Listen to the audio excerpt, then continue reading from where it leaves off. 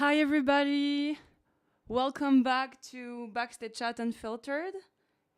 It's our first season finale, and I'm very excited, also very stressed to be doing that one. I wanted to go through, that wasn't my main subject at first. I wanted to go through what it means to be alone, because on this one I actually wasn't meant to be alone. When I started with this podcast, um, so Robin Koma, who is part of the radio, just asked me if I wanted to do a podcast for some reason, and I agreed to that. But when I accepted to do that, I didn't know what it really meant to do that all by yourself, because since I went into the industry, by industry I mean the electronic music industry, the nightlife, etc., I kind of started my own projects by myself. But this one is a very different one, because with this one I had the opportunity to talk about some taboo subjects, which is something that you don't have always the opportunity to do. And I wanted to put some infos on the map, also with Brussels, which is such a beautiful city that is still growing so much. I wanted to do that. So my intent on this one was actually to be discussing with some festival directors and some club directors about what's going on in the industry at the moment, how it's evolving. But to have someone coming on the podcast means that you first have to reach out to them, then wait for an answer, then if they say no, you do it all over again. And this has been a struggle for me since I started. I also had some different topics that I wanted to discuss, so I'm putting this all out there, so hopefully next season we can discuss that. I also wanted to talk about all the aggressors situation on the scene, all the rape allegations. Yeah, it's a very deep and dark subject that you cannot discuss with anyone.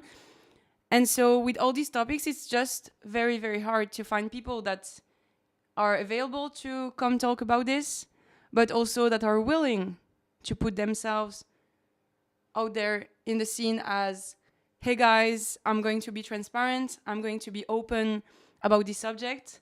And this is very hard to find people who are able to do that, So no, I wasn't meant to be alone on this one today. I actually was meant to have other people with me, and that was the whole point of the podcast. But the reality of creating your own projects, creating your own narrative to the scene, is that you will have to do some stuff alone.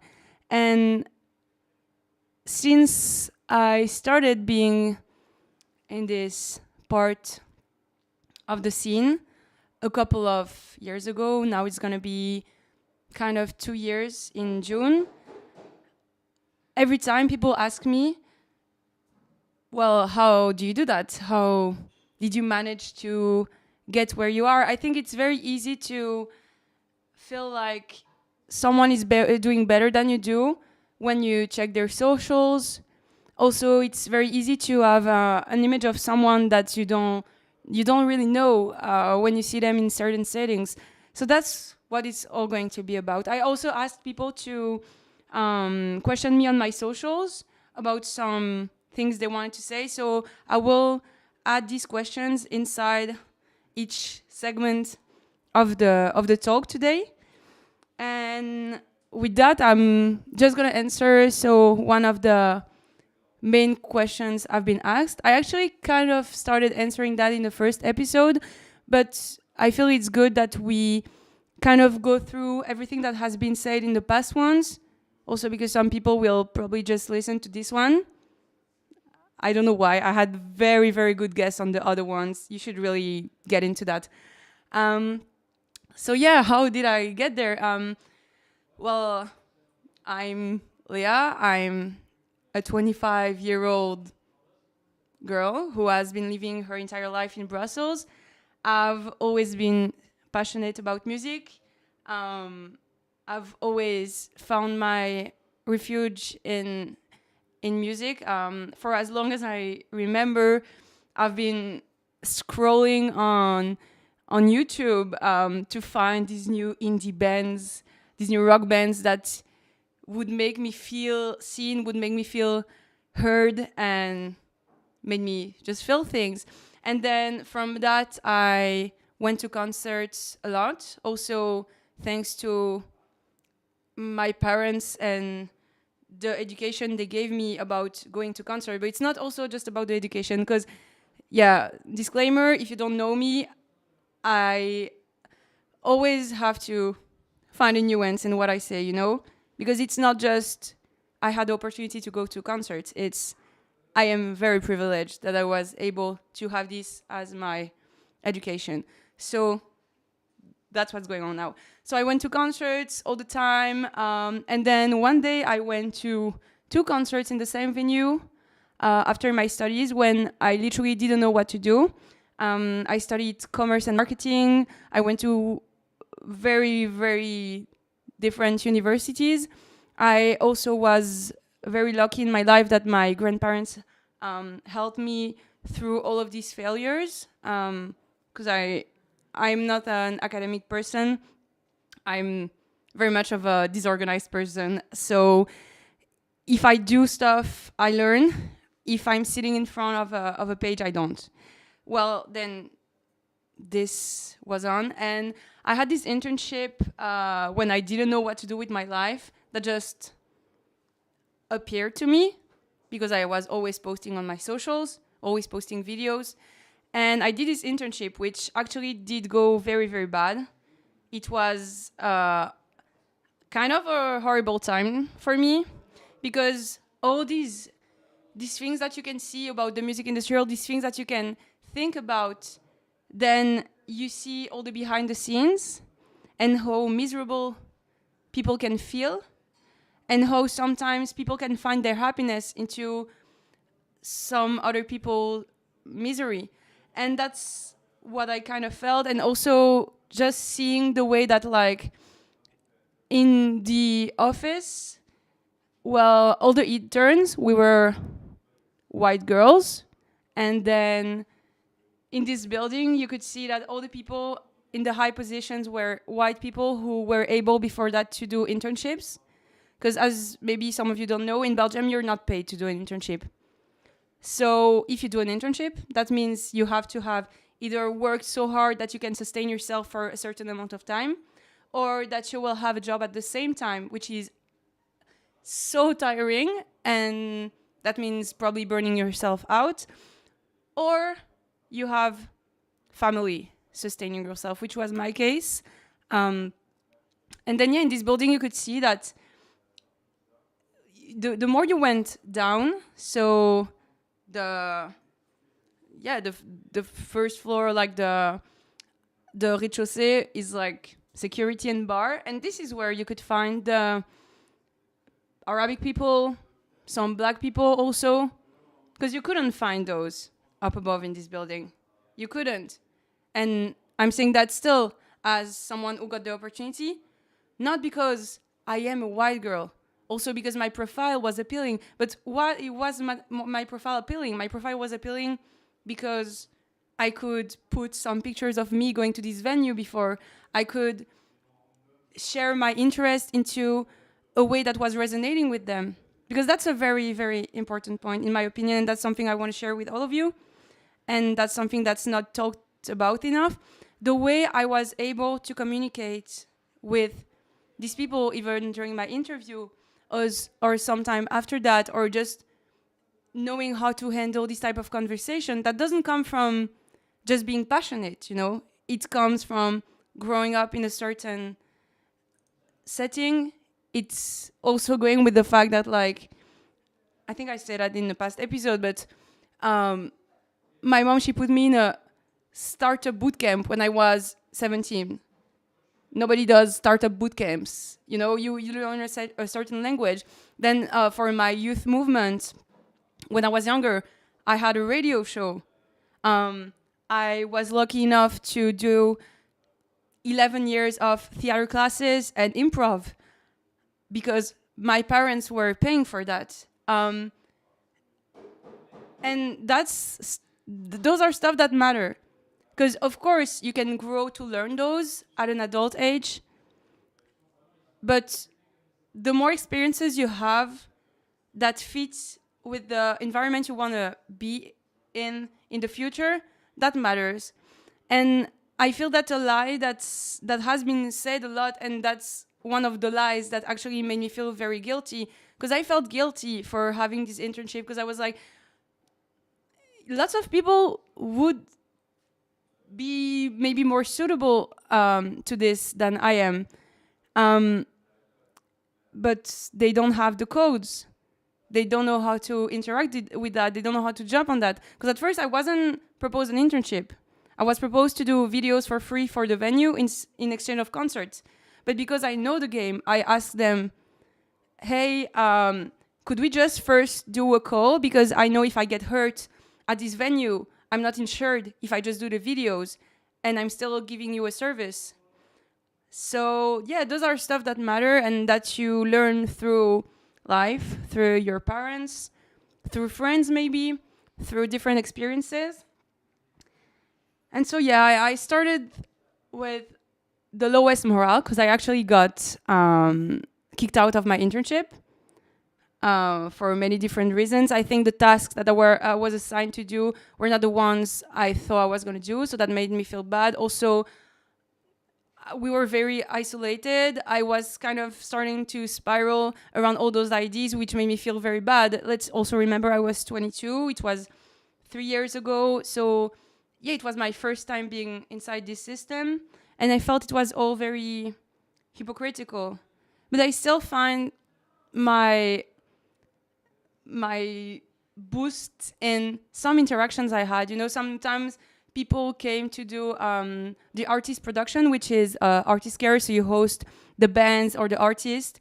And these people that were not people that were working for their main job at the venue, they gave me so much hope because I felt that those were the people that actually fed the scene and actually gave a meaning to everything.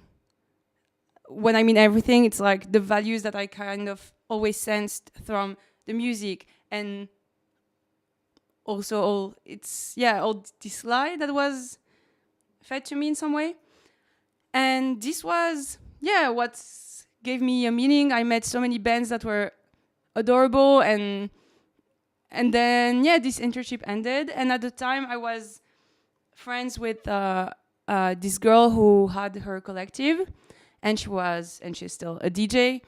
And she told me, hey girl, so I want to take my career to next level and I need someone to be my agent manager. And at the time I was like, girl, I want to learn to do that. I want to learn to do that. I want to learn to do that the right way, actually. And so that's how we started. That's how I started. I started because this person who before I was also in her collective before, and we clicked, not on the fact that we're similar in our way of behaving, but we had shared values. We had a shared meaning in the way we perceive the scene. We wanted to give back to people. We wanted to be able to make the scene a bit healthier, even for both of us. So I started with that, with one person who actually trusted me. And then after that, it went on. I had a second encounter with someone, which also, it clicked musically and then on a human level. And then all those things, they kind of start going. But let's not forget something, why I was able to invest my time in that. I wanted to start my own agency then, as a freelance agent, which I still am. But why was I able to do that? Because my grandparents still help me to pay my apartment. And I'm so grateful with that. And I'm sorry, maybe for some people it will sound like I'm justifying myself so much, but I'm sick and I'm sad to see all the time people feeling like they don't work hard enough or they don't deserve to be somewhere when it's literally not what it's about. It's always about the same things. It's about having some people that support you or supporting yourself, but maybe being in a very difficult situation. So yeah, that's how it went on at first. And then it's also about the social skills, as I said before, and it's also the way you take some opportunities, because I've never really thrown a party before. We held some sex positive parties at a friend's house 3 years ago, which was I had never even been to a sex party before, so it was very random. And then there was DJs, but I had never held a real party night life event before. And then I met a guy through one of the DJs that I was working with that was playing at this radio. And then I saw that there was no women, like not so many women on the programmation. And I was like, yeah, hey guys, do you want me to maybe plan a day where I bring DJs that I pick? They were like, yeah, of course. So you never know. Maybe the point here was like, for me, the point was mostly, I don't know if they're going to change their way of doing, because I'm kind of doing the work for them. But I knew what type of opportunity I could give to these women I brought there, which is something you guys have to do. If you have some type of privilege, please use it to help others. That's the least you can do. Because, again, we said that in the past episode, but literally the entire scene, musical, electronic, doesn't come from, like, the culture doesn't come from privileged people. It comes from people who actually had struggle, who put their struggle into their art. And so, I brought these people. And after that, I saw this guy has opened a venue and he was struggling. And I told him, as like kind of a joke, hey, do you want me to help you do the bookings there? I had never done that. And he said, yeah, you can do that. And then the next day he calls me and he's like, okay, do you want to plan the Fête de la Musique party? I was like, okay, sure, let's do it. And then I did that. And then the next summer, I had the opportunity to bring this concept that was called Club Night to La Fabrique. And then we also did that again this year with new people. But I will tell you more about that later, because for me also that says some important things. And the reality of that is you don't really make money out of these things. And that's one of the reality that it's going on. And then I think after these club nights, no, it was not after that. I think it was not this December, the December before. So 1.5 years ago, I wanted also to bring this thing out that was in my mind for so long, that would make rock and electronic music collide in a new way. And this is how Cherry Bomb was born. And with that, because I knew how privileged I was to have, here we are not shy to say the real things, to have savings. Because disclaimer, also if you're listening to this episode, as you can relate to some of the things I'm saying, then I'm not going to force you to be happy about it, but you're probably in a privileged situation. Because having people who help you financially, having savings, is not the norm.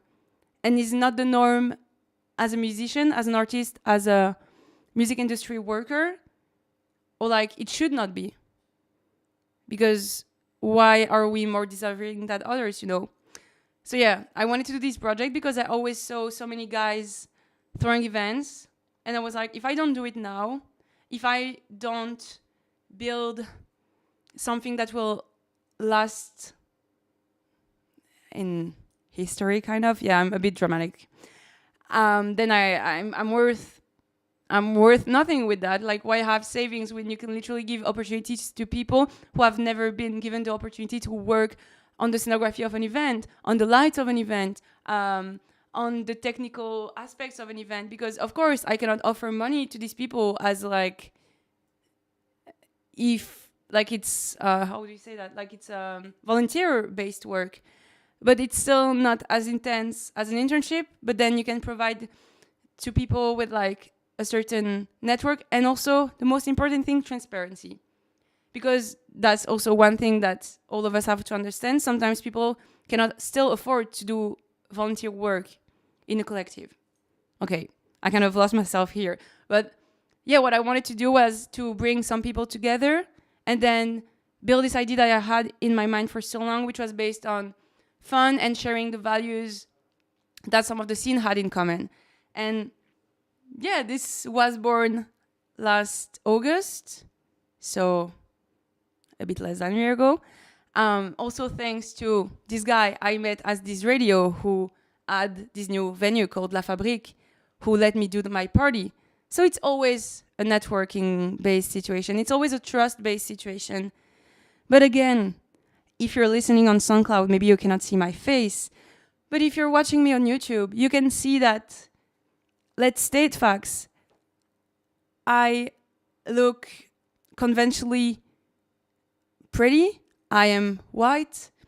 I have good talking skills. Well, not always when I say meow meow and like weird words, whatever. But still, it's even when I make jokes that can be weird or I am being weird, people will still take me seriously because there are no things in the way. Well, that's still nuanced because, of course, men don't take me seriously when I show skin, like when I have a t-shirt or whatever. But you get my point. So yeah, we did those parties and it was so great and we had such good feedbacks, and now the team grew a bit more. And yeah, it's such a privilege that I was able to build all these things and that I'm able to say, hey, I'm not going to get paid from that project. I'm investing some money that I had in my savings, but I'm not going to make any money from that. And I'm not sure I'm the only example of the scene, the only accurate one. But I feel from lots of people that I see around me, I'm still a very good example of what's going on there. Yeah, so I think you get a good overview of what my activities are, kind of. And then this podcast, which started with me who wanted to ask people to come share their stories. But the only ones that were able to do that are without struggling, kind of, are the ones who are also in a privileged position. Today is, as I said, a special episode. It's me alone there. So to make it easier for you all to listen to that, I wanted to have some musical breaks. And so you can take time to process the infos, to think about it. And then we'll go to the next segment after this music from an artist called Tutankhamun, which is a British musician. And he built this entire project during COVID. And his track is called Ask Me Again. I hope you enjoy it.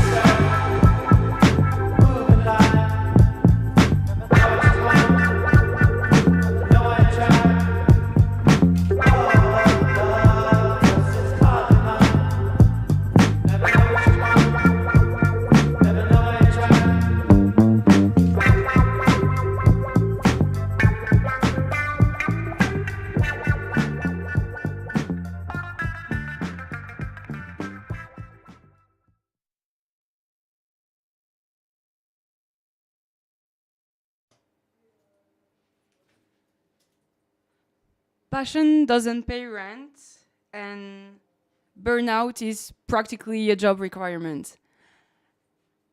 At this point, when you start doing things by yourself, even though you have some support coming from outside, you struggle with an agenda. And when you are a person who feel like they have to prove themselves to the world all the time, it's even harder. I think this is a struggle that lots of people from minorities, and in my case, women, feel. You will never do enough. You will never know enough. You will never be able to rest till you've proven to yourself and everyone else that you can do it, that you're legit of being there. But that's the biggest fucking lie ever.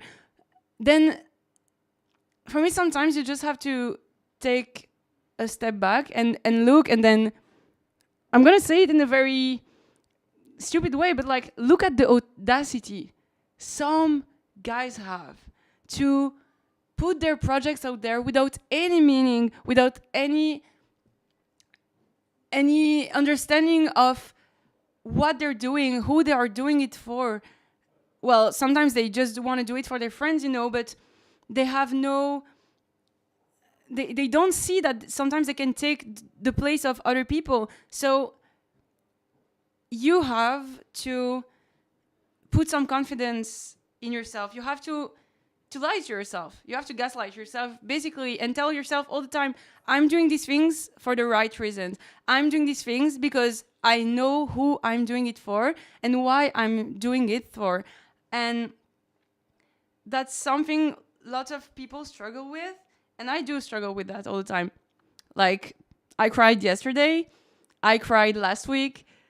I cried the week before. Some weeks I don't cry because I'm so numbed by the tiredness and just being busy, my head in fucking emails all day. Like, emails when I also don't get answers most of the time, which is part of the burnout process.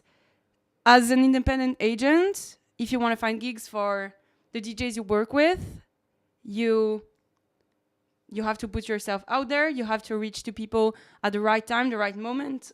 But sometimes you don't know if it's gonna fall, it's gonna land.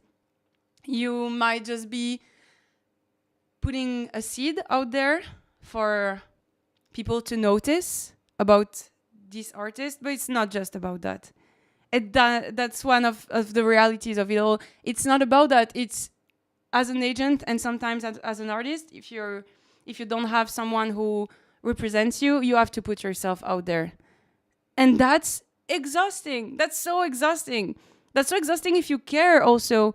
That's so exhausting if you have a medical condition. That's so exhausting if you're someone from a minority. That's so exhausting because in every interaction, also that's something that's, for me, that maybe I overthink it all the time, but you never know how an interaction goes. And I'm going to explain that. You never know how something you might say is going to be perceived. And you have to find a good in between this situation and trusting yourself. The thing is, how do you think, and that's on a human level and on a, I would say, business level, how do you think you're going to be able to connect with people who share the same values as you, who see music, who see nightlife, who see the world the same way as you, if you're not able to trust yourself enough to be yourself in front of others? But that's still something you can just do, or you're able to do most of the time when you have some types of privilege. There's a nuance. But for me, I've been bullied when I was younger. So I already sensed that people, children, but like people will always picture you a way, and this way doesn't mean you're the way they see you. We always see all these DJ women getting insulted online as like people know stuff about them or something. Like, do you really think you know someone from social media? Do you really think you know someone because they played in front of you? Do you think you know someone because one day you met them and they were like cold? Do you think you know them? We never know people, and the way we're going to perceive an interaction is only based on all the things that made us to this final instant. The way we're going to be, like the way we're going to behave and it's going to be perceived is only based on all the work someone has done on themselves, on all the things this person has lived, even on the day this person has had. And if you cannot take a step back from that, or if you're facing someone who cannot take a step back from that, then what more can you do? Are you going to lose time thinking that you can change this narrative? Or are you going to take this time to actually put it in yourself and put it in people that really see you for who you are, you know? And it's a huge struggle to get to that point. And that doesn't mean you have to show up and show up only when you feel good about yourself. This means you have to come, and maybe sometimes you're going to cry in front of people you don't know. And it can get taken very badly.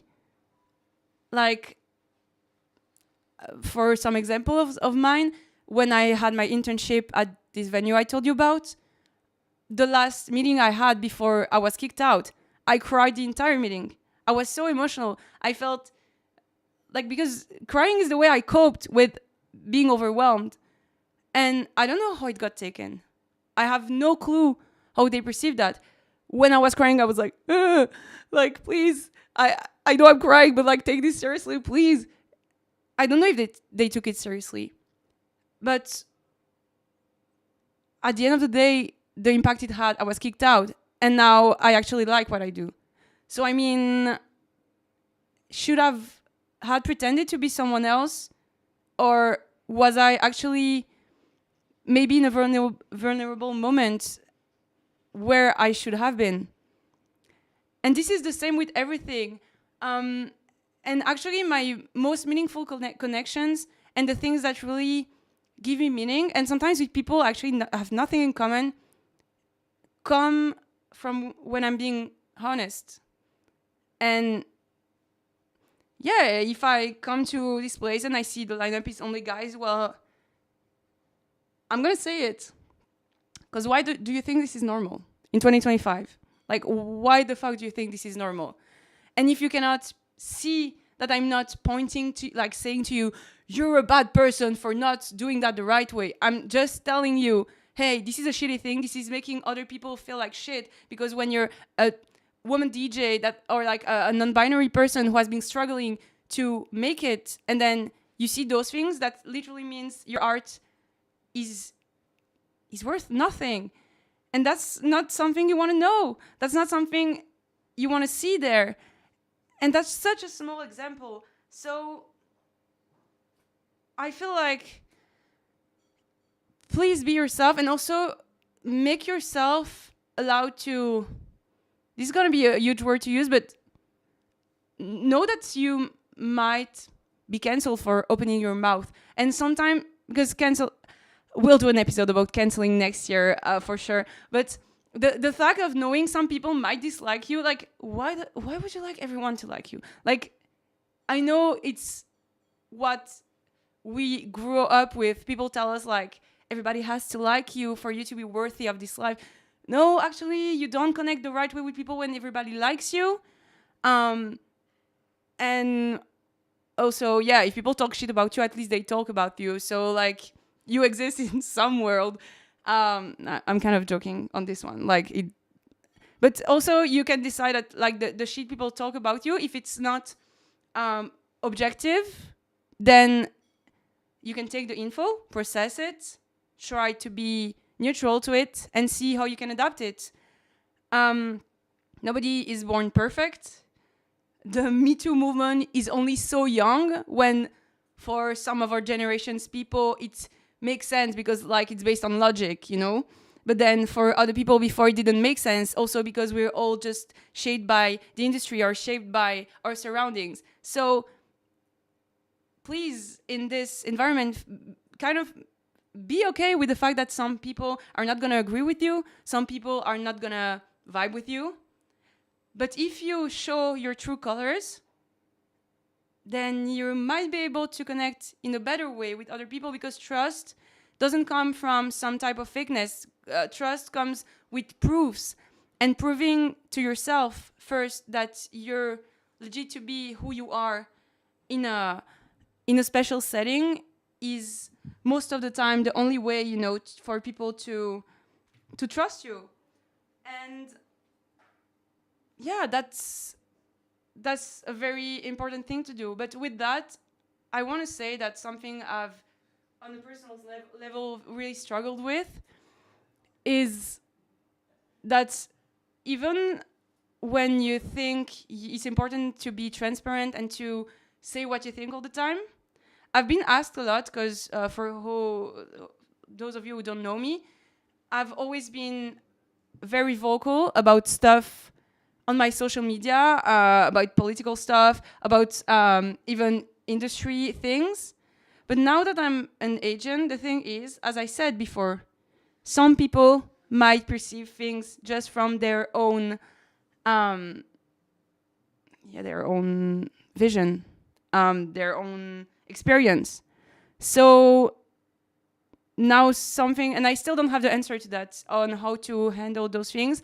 I think you have to read the room, but also I'm not always able to read the room because I'm just a girl.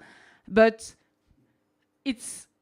sometimes there's stuff now I cannot say because it might affect the people I work with in different ways. I work with a lesbian girl. I work with someone who's moved from the other side of the world to go to Europe, and then now she's struggling with like a visa situation, and then all those things. I have to know that sometimes maybe I'll have to shut my mouth for them to have those financial opportunities, because it's important to stick to your values. But we still live in a capitalistic world. What more can we do? There's nothing else we can do. So it's always about finding a balance in that. And also know that sometimes when you think people do nothing, and I'm not talking especially about myself, because I know lots of people think I'm like this big activistic girl because I post a lot on my social, but maybe sometimes, cancel me. Sometimes I post on my social, but I might not go to a protest. Am I a shitty person? Is a person who don't post on their social a shitty person because they do go to protest, or they like go talk to promoters about issues that are going on in the club, but then they don't post on their socials, So just be okay with the fact that you don't know everything about everyone. Everyone will not know everything about you. And that's the way it is, actually. Now I'm gonna let you simmer that in with a track called Unshaped Road that was made by this band called Dummy on their Free Energy album. It came out in 2024. See you right after.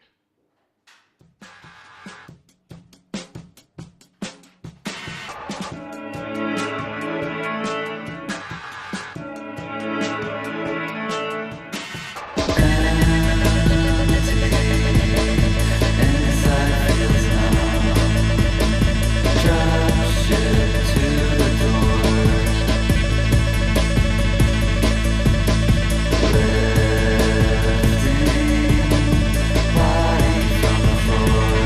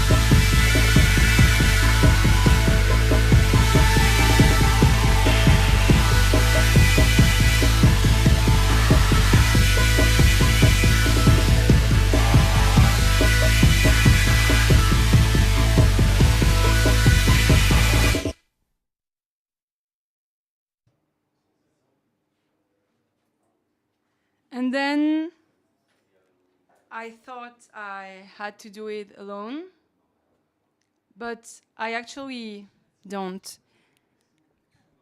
From finding yourself in positions where my week can be sometimes me waking up very late because I'm so tired from the weekend. Because yeah, it's tiring to go out and to have to go to people all the time. Also, when you're someone who is me, and I feel what I'm gonna say, some like lots of people will relate well to that.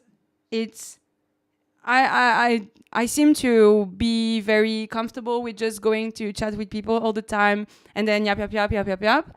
But I actually am tired sometimes because I am the type of profile who is so happy when I have this conversation that feed me, that give me hope about the scene, that give me hope about how people work in their environment, about how people see music. But then I also sometimes have interactions with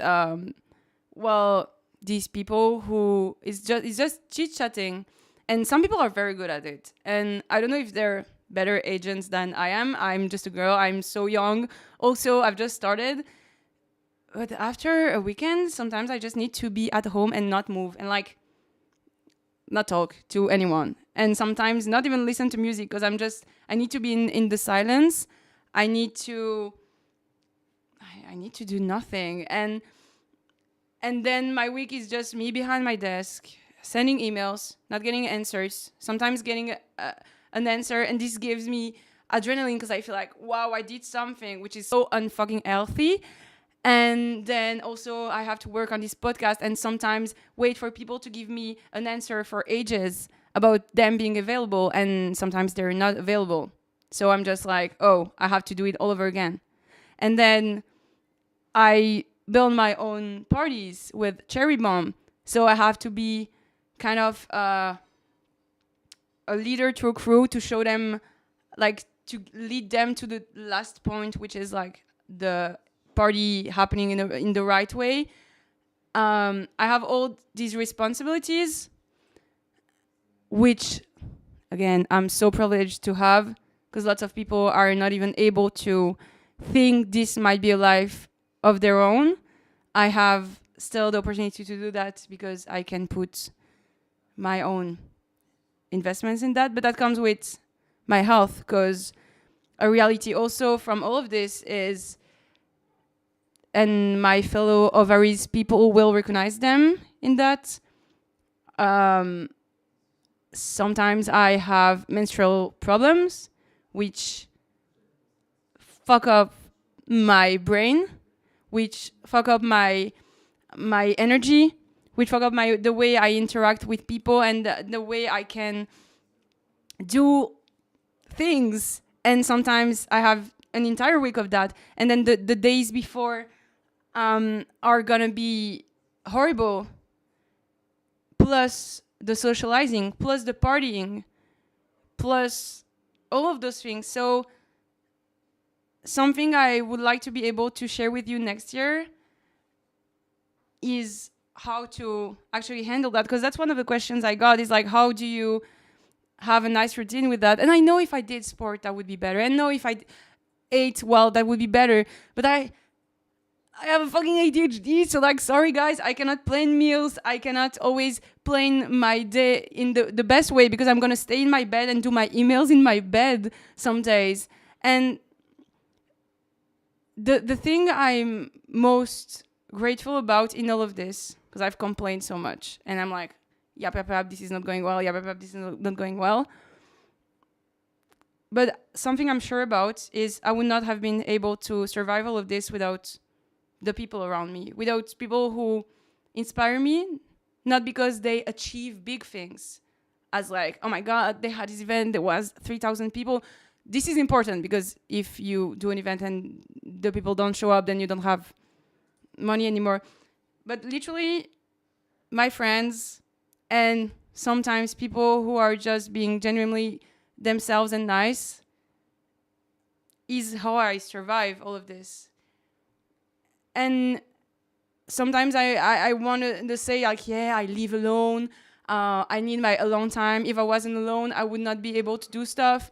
Sometimes I need to recharge. But my recharging comes from seeing people who are cute, who are very nice, who are going to, like, I'm going to go to their place and they're going to cook, and then we're going to laugh, and then we're going to shout, and then we're going to, like, not even form sentences, and it's going to be great. And then also always remembering why I do this. I do this because I love partying. I'm a party girl. I love going out. I love to dance. This is the thing that gives me energy. Seeing people doing their art, seeing people that are like, that want to share. They don't have to do it well, because also, well, doing something well is subjective. They just seeing people who are doing things because they want to share something. Music is such a strong tool. Music is so powerful. And then I go to these events and I see these people who gather all their brains together to make you feel things on another level. And then from that, you're going to meet someone who's going to be the other front row girly. And then you're going to be besties. This is a special world we're in. The music industry is a very, very special world for me. It's such a good representation of what the world is, but you see things way quicker because people are high, drunk, because people are in places where they can really lose themselves, and they can do it in a very bad way, which shows you their true color very easily. Also, when you're in this backstage, because that's what the talk is about, it's backstage at Unfiltered. When you see how people behave in the backstage to make themselves seem interesting, that's how you know who you can rely on and who you can't. So, yeah, being independent doesn't mean doing stuff by yourself. Being successful doesn't mean doing stuff by yourself. You're not a better person because you can say, oh my God, I built this agency all by myself. That's not true. I created my agency because someone trusted me, and then another person trusted me, and then another person trusted me. And these people feed me so much because I'm lucky to be working with people who inspire me on the daily, because these are people that change the scene, because these are people that create an art that can speak sometimes to a big audience, sometimes to a niche, but that makes people feel so well. It's crazy to be able to say, I never thought I was going to do that. I never thought I was going to be someone inside this weird system that would kind of have an impact on others sometimes, but also that would just be like this butterfly flying from a place to another place and then just being happy to be there. But that doesn't mean if you see me smiling that I don't feel like shit sometimes. And that's not just about me, it's about other people, whatever. So, yeah, that's the thing. You don't have to do things by yourself. And also, if you think you're badly surrounded, then try to go to social places that can give you those people. Go to GIMIC, go to kiosk radio, go to a gym, go to a park, go to a party. And I'm just going to put a disclaimer there. If you want to party, if you want to dance, and you don't have the money, always send an email or a message to someone to tell them, hey, I don't have the money, can I come? If I can give you one last piece of advice, I think I said that on another episode, have the audacity that a white cis-het man would have. This is the mindset.